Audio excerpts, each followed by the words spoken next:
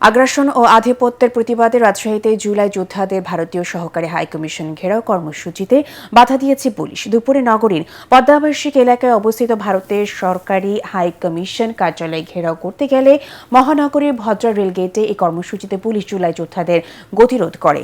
এই সময় এলাকায় উত্তেজনা সৃষ্টি হয়। জুলাই যোদ্ধাদের পক্ষে আবু রাহিম, সোয়াব আহমেদ, জান্নাত বিভা ও তানভীর আহমেদ সহ অন্যান্যরা এই কর্মসূচিতে অংশ নেন। ডক অব জুলাই নামে জুলাই যোদ্ধাদের এই সংগঠনের পক্ষ থেকে ঘেরাও কর্মসূচি আয়োজন করা হয়।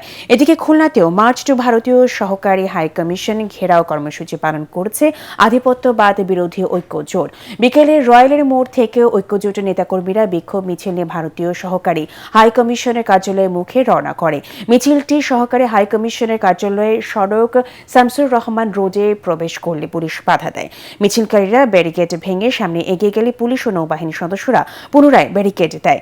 এরপর আন্দোলনকারীরা সেখানে অবস্থান নেয়। এই সময় সমাবেশ থেকে ইনকিলাব মঞ্চের নেতা হাদির উপর হামলাকারীদের ভারতে আশ্রয় দেওয়ায় তীব্র নিন্দা জানায় বিক্ষোভকারীরা।